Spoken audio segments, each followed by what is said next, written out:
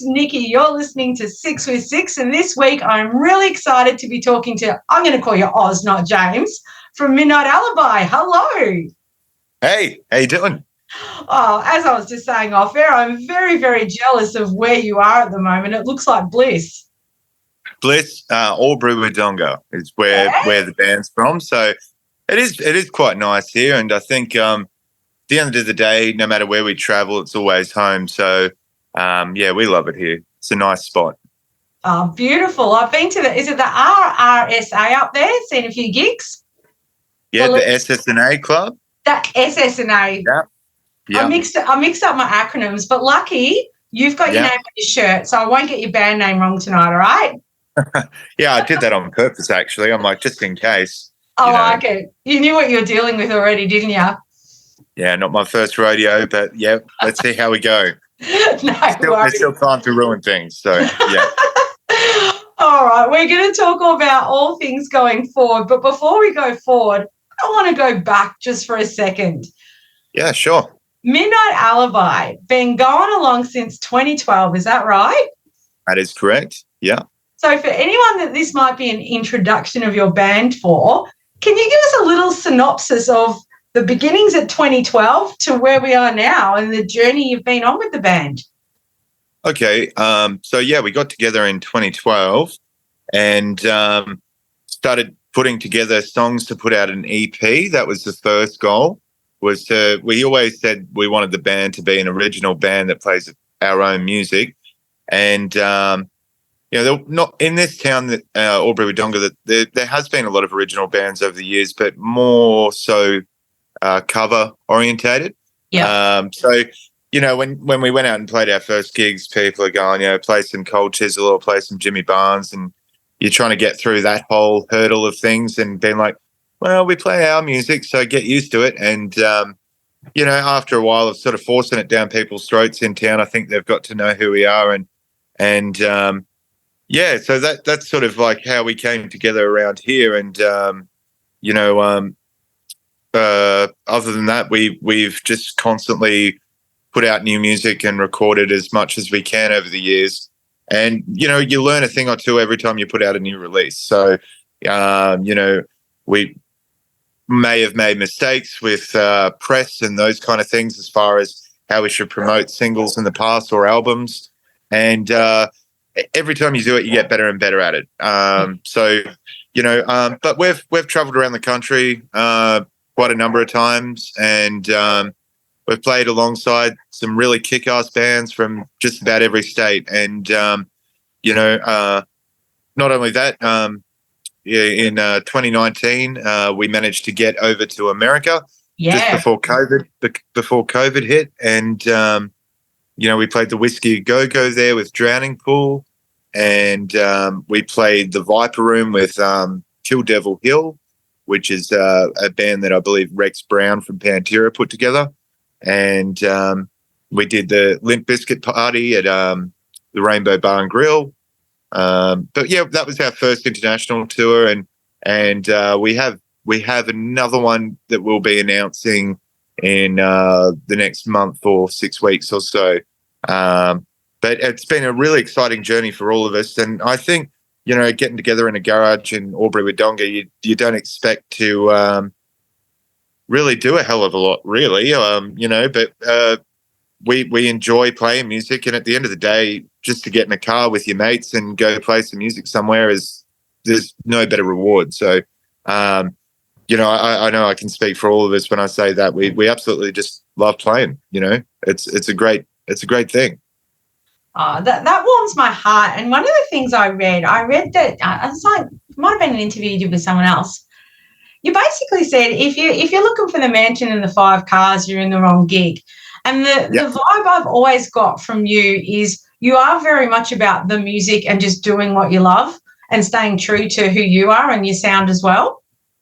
Yeah, I think that's probably when you're starting out, trying to find what your band's sound is going to be is probably a hurdle everybody has to overcome at some point. And when we sort of found our niche, we went with it, and we always try to be experimental as far as trying to do things in a way that we haven't done it before when it comes to writing.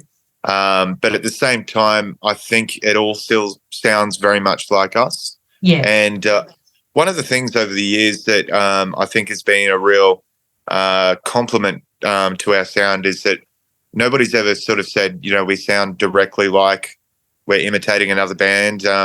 People will say we sound like this or we sound like that or this one or that one.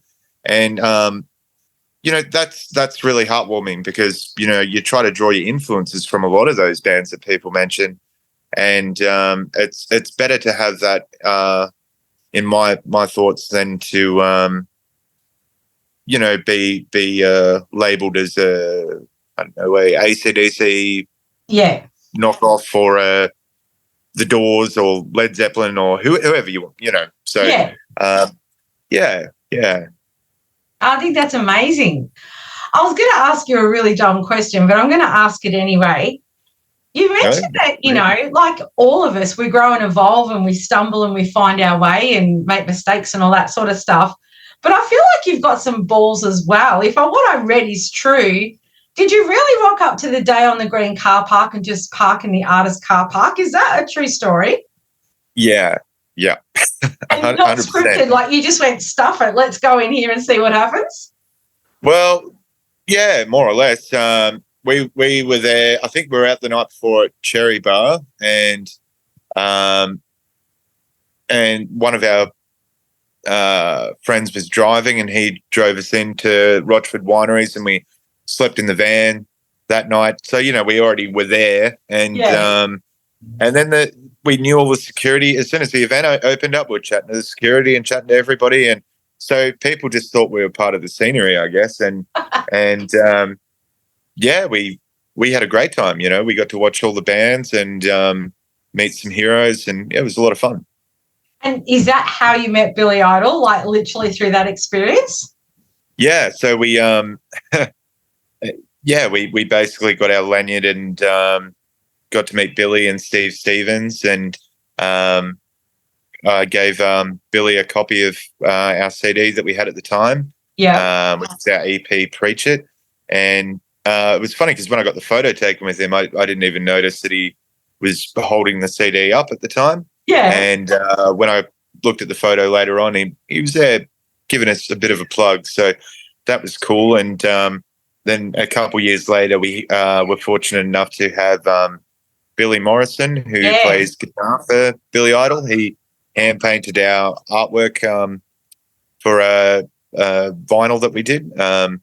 And that was fantastic because he's a fantastic artist as well. Yeah, it's a wicked picture. Yeah. And was that through the first chance meeting with Billy Idol, or was that just something that was a coincidence sort of thing that they were connected? And he did that. Yeah, it was more of a coincidence. But yeah, it was cool, chatting with Billy Morrison when he was giving us proofs of the artwork, and he'd be like, we're just getting off the bus in Germany, and got to do this thing with Billy and this and that. And it's like, getting that sort of glimpse into what their lifestyle's like a little bit. And he was just a great dude. And so was Billy and Steve. They're class act. Can't fault them at all. They're fantastic. So. Well, that sounds like something pretty awesome. And I bet a lot of bands wish they had that experience. That's something that you'll always have. Billy holding your CD, mate. That's pretty cool.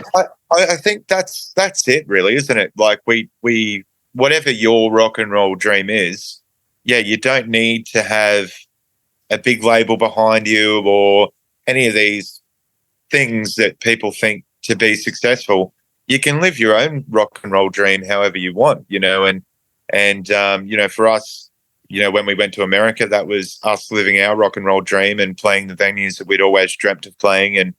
And that's sort of just the way that we look at things. And, we have had label contracts in the past, but we've found that at this stage, being self-managed has been fantastic for us. And the cool thing is, you feel like you got nothing to lose, and you just try to do what we do to the best of our abilities.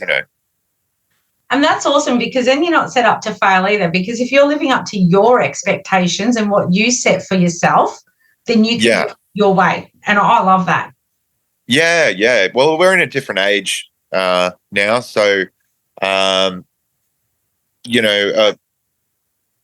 there's a lot to say about that, I'm sure. And, we're just happy where we are. And I think we've hit a new stride at the moment because we got a new single out. And we're sort of pushing that. And it's great. Yeah. Because it's spinning out in this day and age that, I've literally seen your song get picked up from radio stations around the world, quite literally. Does the internet just trip your mind sometimes? How different it is now?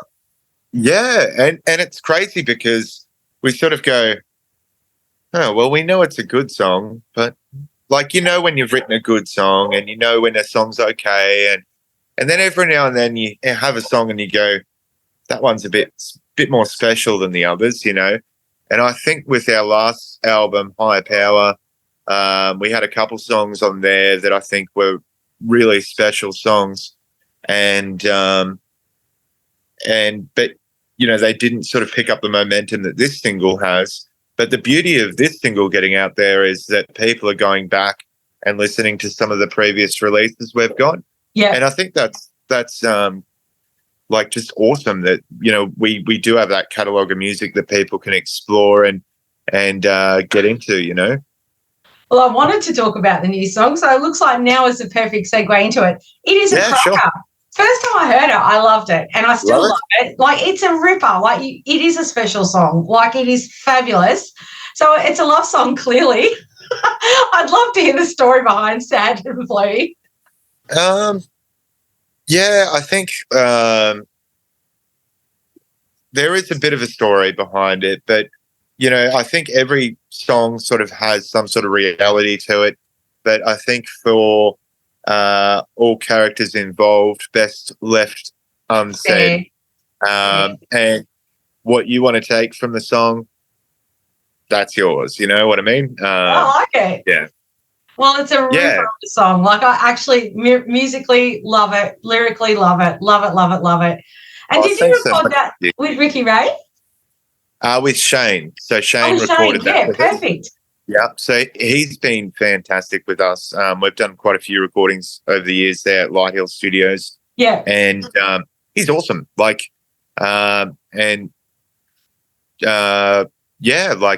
We find it really comfortable when we walk into the recording studio there, and he, as well as us, knows our sound, and he's helped us along quite a bit. So we're really, really happy to work with him whenever we can. Well, it works. It absolutely works. Do you find it challenging coming from Albury-Wodonga to travel to do these things where other bands might not have to travel so far to do their recording and stuff? Not really. I think the common misconception with a lot of people is they think that, we should be in one of the major cities, to maybe have a bit more success as a band. But in our eyes, we go, well, we're sort of smack bang in the middle of two major cities in a way, or three major cities. So, we can travel down to Melbourne 3 hours, Canberra's 4 hours. We can go to Sydney. And so you can do these sort of tours that sort of don't seem quite as far as what it would be if we lived in one city or the other. So it's made touring for us great to be here. And, we've done quite a few, drive down to Melbourne, play the show, jump back in the van, travel back to Albury-Wodonga, then the next weekend you're doing it again. And, we've done plenty of those kind of shows, and we're in a good spot, I think. Highly recommend it. Move to a country town. It's peaceful out here. I'm not even going to lie. I do visit country towns, and I do get away, and I do dream about it. I do think it's a different lifestyle, and I think it's freaking amazing. And I want a magpie begging for their dinner right behind me right now. He's been very good. It's been fed now, I think, so we're okay for the minute. Good to hear. So I'm going to ask a cheeky question because, I wouldn't be doing my job if I didn't ask a cheeky question. So you've obviously got Sad and Blue, which is unreal. Is that part of a new album that might be coming, or is there anything you can talk about in that regards? So we went into the studio and we recorded Sad and Blue, and we did record another track as well. So we'll be releasing another track. We're looking at February at this stage. So I think the idea at this, because we're really happy we came out with the album Higher Power, and we did a vinyl release with that, and we're absolutely proud of it. And I think where we're at now is we can have something fresh for our fan base every couple months. Yeah. New video, new single, and it keeps us on our toes as well as far as writing. And at some point we may compile it into, an EP or something like that for a physical sale. Because at the end of the day, I'm old school. I like having the physical thing. Yep. It's just nothing beats it, So I must be a tactile person, and I love reading the notes and looking at the art, all that stuff. Yeah. Well, that's all part of it. And I think artwork has always been something that's really important to us, because it is representing the band just as much as the music to a certain degree. Like, I'm sure how many times have you picked up an album just because of the artwork on the front and you go, wow. 100%. Yeah, and most of the time it's bang on too. Like if I see something I don't know and I just go, oh, that looks really cool, give it a listen, I'll buy it. And I'm like, holy Rick, yes. Yeah. I think there could be an EP in the works in the future, but we'll definitely keep bringing out new music a bit more regularly now. And I think when we did the album, that was 2 years ago now, and we did release a couple singles off it. But the lifespan of an album is a lot different these days as well. Yeah. And I think bang for your buck, like I said, being a self-managed band, we can give people what they want more often by just releasing new music every couple months. So awesome. Because, I don't ever want to feel like music has become disposable, because it's like your heart and your soul, and that's for the listeners as well as the artists, I would like to believe. I get very emotionally attached to songs and whatnot. Well, it's there forever, isn't it, really? So you're putting your timestamp on everything that you do, and songs that you listen to throughout your life remind you of certain things, and that's the beauty of music. I love it. It's and a bit of an obsession for people like us, I reckon. Don't you think, Nikki? Absolutely, and I wouldn't have it any other way. And that's literally why I do what I do, and why I specialise in Australian music, because I'm genuinely very passionate about if I can find people to listen to your music that might not have come across you before, then that's why I'm here. And we've got so much talent in this country. It's incredible. Like anything from any of our travels, I think that an Aussie band can, kick it with the best of them. That's what I'll say. 100%. We're awesome. I truly freak out at the level of talent that the wider world might not even know exists. Like, it blows my mind that I can go and see a local band of such a high caliber, and it's just like, wow. Like, I definitely agree. Couldn't agree more passionately. So I think that's one of the things that I love doing when I go to see a band. Like, I think about my favorite artists, and you want to walk into that pub or that venue and you want to see Cold Chisel before they were Cold Chisel, or you want to see a band that's going to excite you, and and that's sort of what you put into whenever you do a gig. And I'm sure a lot of bands are in that same boat. You want to be that inspiration to people in a way, and draw from it. I've been listening to a lot of blues music lately, and when you listen to like Howl and Wolf, it sounds like they're trying to conjure up something, some sort of spirit or some essence of the blues or whatever. And I think that's, what we get at when we talk about preach it all the time. It's you're trying to conjure up some sort of rock and roll energy and as Jim Morrison said, make it a religious experience, It's true though, and I very much feel that way at a gig. And thank you for what you do. That's why we love what you do. Yeah, we need people like us. Hey, we definitely do.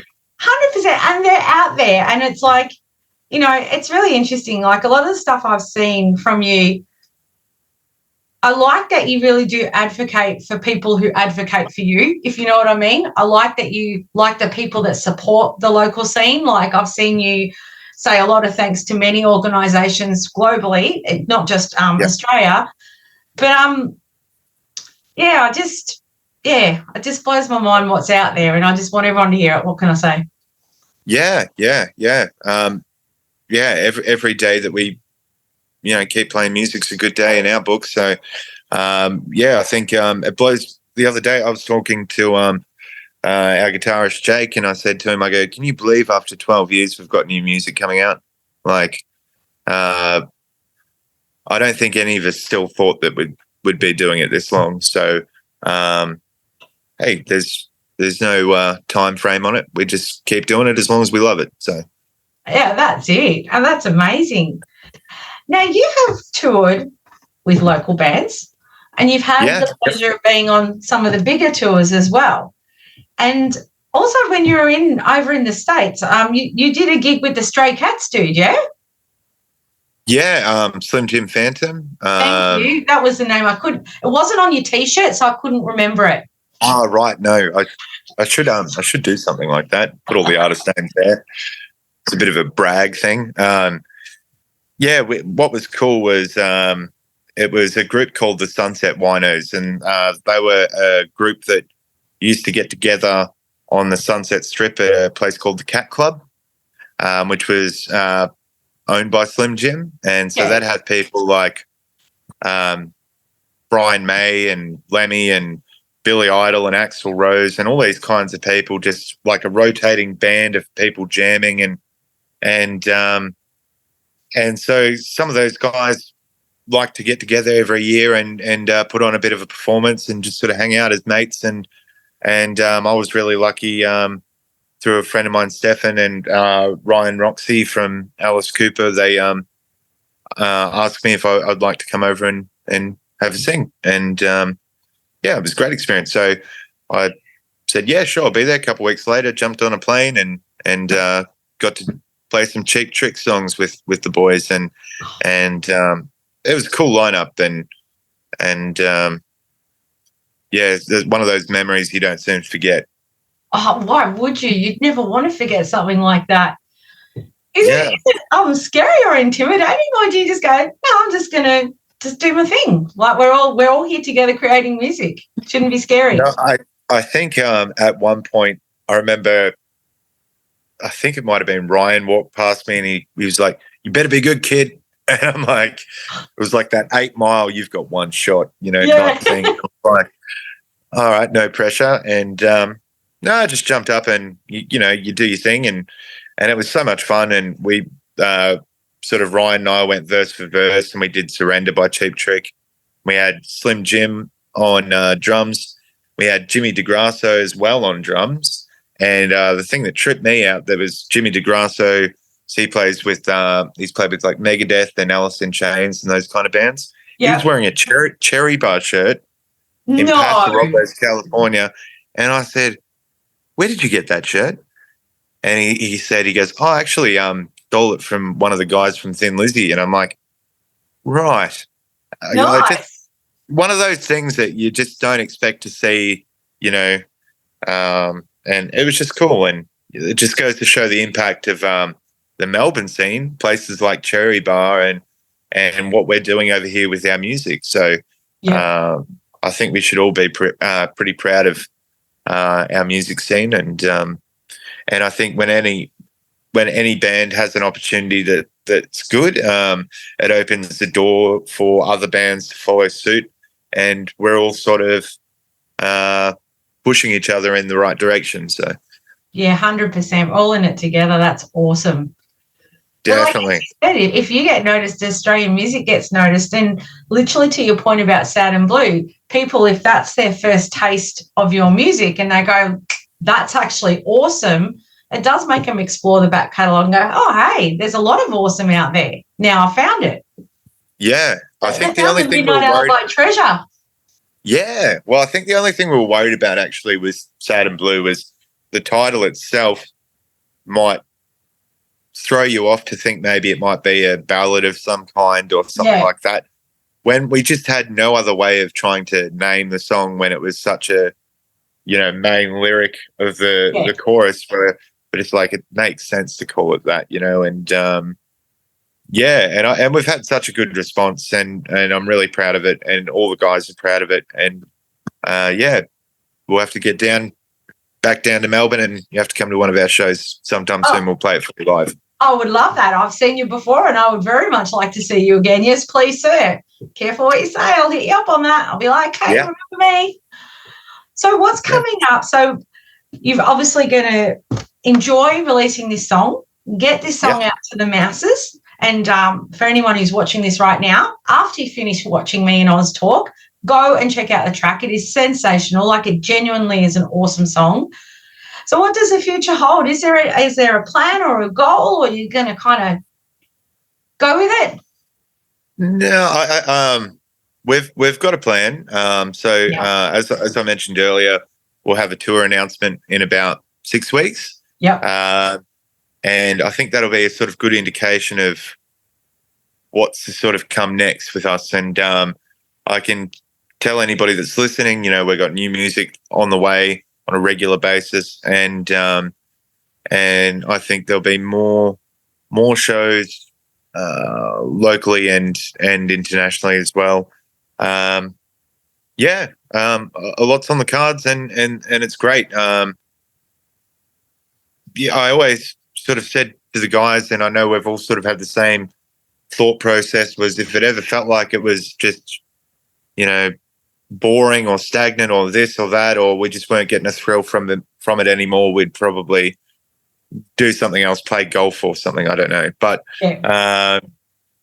it's always maintained some sort of momentum and everything, and we still get excited by it. So as long as we have that feeling, we'll just keep pushing for bigger and better things. And not every show's a grade A awesome show, as far as, we could travel 3 hours, 6 hours or more, and you could play to 10 people. And then the next day you could play to, I think our last Melbourne show, we played to maybe 10 people. And then the next day we played to about 2,500 people. Wow. With John Stevens. So it's like being in a up and coming rock band, I suppose you could say, is a bit bipolar. So you got to just take the punches and just roll with it, And like I said, if you just get in that car with the boys and away you go, Yeah. You've already won the life lottery. Like you said, it's what you make it. And if you appreciate what you're doing and you're doing it for the right reasons, for your heart, because you feel it, then that's it. If you're not expecting anything crazy, if it comes, fantastic. But if you're going with the right intent, I just think that's winning right there, isn't it? Yeah, and I think maybe that's why some people get disheartened with the music business is, you can have unrealistic expectations, and, if you put out an album or a single or whatever, and it doesn't do as well as maybe you hoped, that can hurt people. And, you put a lot of yourself into what you release, and all I can say to anybody is just keep doing it. Just put another one out. Yeah. Cool. That didn't go so well, but it was a good song. Put another one out. This is what you do. You don't have to let whether or not it's a success dictate whether it's a success for yourself or for the band. Or, I think, like I said, we may not have had great success with our past releases, but they're still really good songs. And I think people discovering the catalog now is fantastic, and it really brings us a lot of joy know those songs are being listened to as well as the new stuff. So, yeah. I love Thief. Thief is one I always go back to. Is that one of your favourites? Like, what would be your favourites from the back catalogue? Yeah, that was on our set list for quite a while. We actually haven't been playing it live as of late, but it is a cracker of a song, that's for sure. So good. Yeah, I think I really enjoy playing Violent Game live. Yeah, I don't know if you've heard that one. I have. I've seen an acoustic version as well. Oh, yeah. The dynamics of it are just cool and yeah, it's just, that's one of the songs I was referring to. Is I think that's a pretty special number. It just has a lot of qualities to it that I think are just easy for people to get, and yeah, we're proud of that one. That's a lot of fun to play live because people that haven't heard it before, I think it has that impact, just straight away, and grabs people's attention, and we learn a lot about songwriting as well from different bands that we've traveled with in the past, and you can see how a crowd reacts to certain rhythms and riffs and things like that, and that's what we sort of you want to encapsulate in your music in a way. What's going to get people moving. Not every song's designed to be a radio hit, so it's just about having a good time and making that show, that roller coaster that you sort of want it to be. Yeah. Do you have a live focus when you write a song? Like literally what you just said, you talk about what you see people react to and what moves them. I feel like there's almost two parts where you say you have the songs that are meaningful to you, obviously, but you're also aware of your audience as well. Like when you write something, do you think, how would this sound live? How would it go? Or yeah, that's right. And I think testing those songs out live definitely helps too, because it only sort of polishes it up, and you get rid of those kinks for when you go into the studio, and yeah, I think a good example is when we did some shows with Wolfmother, their music is that dun dun dun dun dun, and it just naturally makes you want to jump, and it's that sort of simplicity, I think, that songs can have that and move people, and yeah, we pay attention to those sort of things, and do it in our own way, and that's what it's about. Hey, absolutely. But yeah, I think if the song isn't liked by us, then we usually, we've got that many demos of songs that we've done over the years, and it takes a back seat. If it sounds a little bit too much like we're rewriting a similar formula, takes a back seat. We do try to have something fresh every time, and I don't know, who knows, maybe one day we'll come out with like a demos album or something, because there's some really good songs in there. But, I always find that stuff cool, the little rarities and B-sides and the offcuts. Yeah, but it just, I think, like I said, every recording you do is the timestamp of that period, and when you go back and listen to those songs, you can tell the difference in the way the band's writing together and how we're communicating as band members, and the interesting thing is Sad and Blue was a song that we had written a little while ago, and then we'd written a new song, which is the one that will be out in February, but we decided Sad and Blue was a perfect song to record because of the fact that both those tracks are so completely different from each other. Wow. So that was the premise of going into the studio with that idea, where we'd done a couple songs that sort of had the newer sound that we'd been really going for, but we thought it was good to mix it up with a little bit of what we were doing here and a little bit of something new. So I think when the next one comes out, you'll know exactly what I mean. You'll go, wow, the contrast is so different. So yeah, right. Oh, can't wait. Well, Sad and Blue is an absolute cracker. I genuinely love it, and it is one that gets you in from the start. And to your own point, if you thought it was a ballad by the title, sucked in, it's not. It's a rocker. Go and listen to it. We're about to run out of time, Oz. It's been really, really awesome talking to you. I really do appreciate your insights tonight. You got some wicked stuff, mate. And thank you so much. The wicked stuff to come, because it's exciting. Yeah. It's a journey. Thanks for having me tonight, Nikki. I really do appreciate it. And thanks for all the support that you do for bands, and keep doing what you're doing. I love it. And I'll be tuning in as much as I can. Oh, I love it. And one last thing, we need to get a petition up so that we can get the sign to Albury Wodonga with Home of Midnight Alibi written on it. That's the dream. One day we're going to make it happen. Thing ever. One day, dream big, as they say. Absolutely. All right. On that note, listeners, thank you so much. Go and check out Midnight Alibi. You will not be disappointed. Sixx with Sixx out. Thank you, Oz. Thank you so much. See you again next time. Pleasure.